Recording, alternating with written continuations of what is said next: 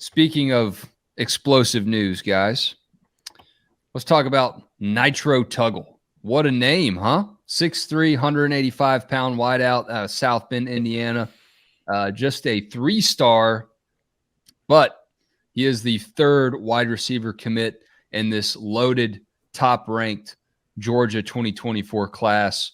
Jake Roos, you explained that when you watch him play, he's got slow, but not in a bad way. He's just very almost graceful.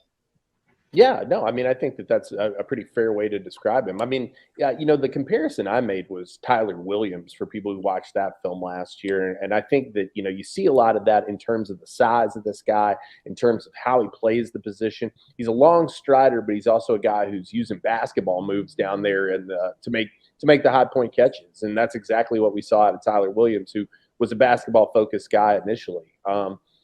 Also too, Tuggle coming from Northwood up around South Bend, Indiana, but transferring down to IMG, and boy, that's benefited a lot of guys as well. Just the strength training alone, the speed training, the nutrition program. There's nobody that can really compete with that. So I think that that's really going to,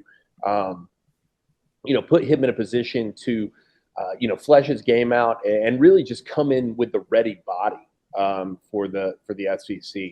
Which can be tough for wide receivers. A lot of guys end up a little too thin coming in, but I don't really have that concern with this guy. Very interesting pickup. Georgia picking up a guy from the Midwest. He had some really nice offers too. I mean, Michigan State was in there. It wasn't exactly Georgia just taking a flyer on a 3-star guy. He was a well-known commodity where he was from, but. I think it's a good pickup for Georgia. I really do. Both of the other two guys they have as well, very different body types. Nykar and Sakobi White, both smaller end dudes.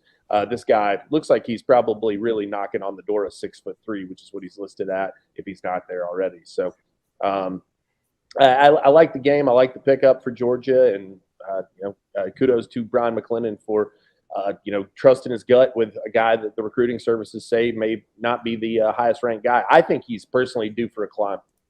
Yeah, especially going to IMG, and if he does well there, he will.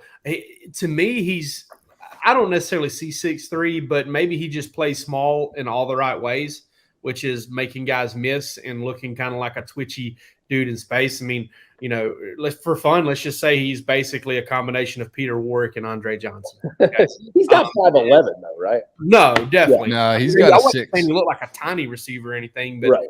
I thought he might be an AD Mitchell 6'3", because everybody's like, oh, AD's 6'3", 6'4", AD Mitchell's maybe 6'1" and some change. Yeah, no chance. Something like that. But listen, AD Mitchell's awesome, and whatever. I'm a big AD Mitchell fan, but hook him.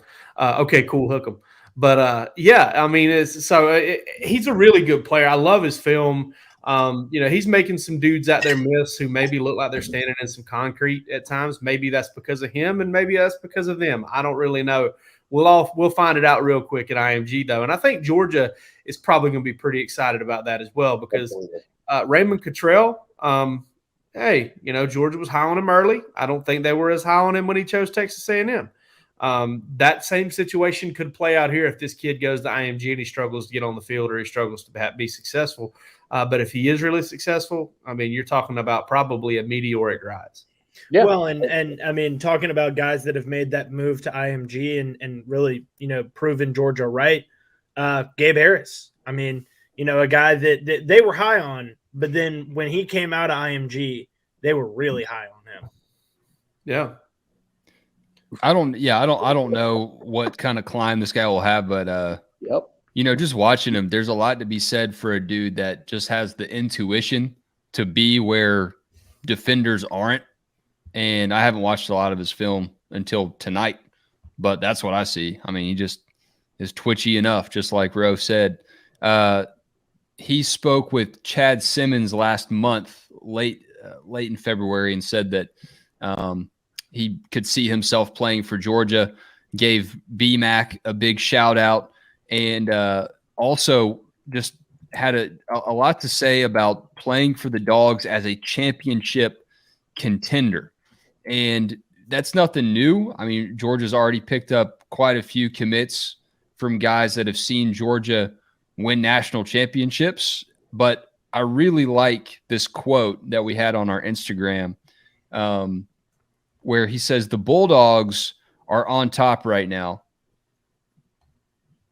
So I want to be a part of that, playing in national championships against the best competition I can play against in the best conference.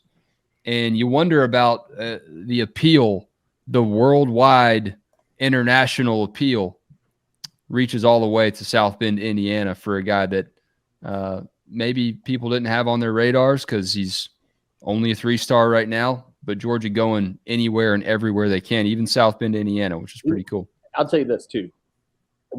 Fantastic name, even aside from Nitro being his nickname. Nitro Tuggle is a wide receiver's name. That's something that NCAA football would generate for you at some point. And he looks like he's got some drip too, man. He looks like a pretty swaggy dude. That is a great callback to that Key and Peele thing. 100%.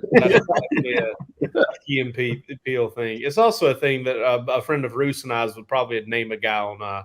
If his name was Nitarion, I'd love to hear it pronounced Nitarion. Nitarion sounds like a Pokemon. Yeah, you're right for sure.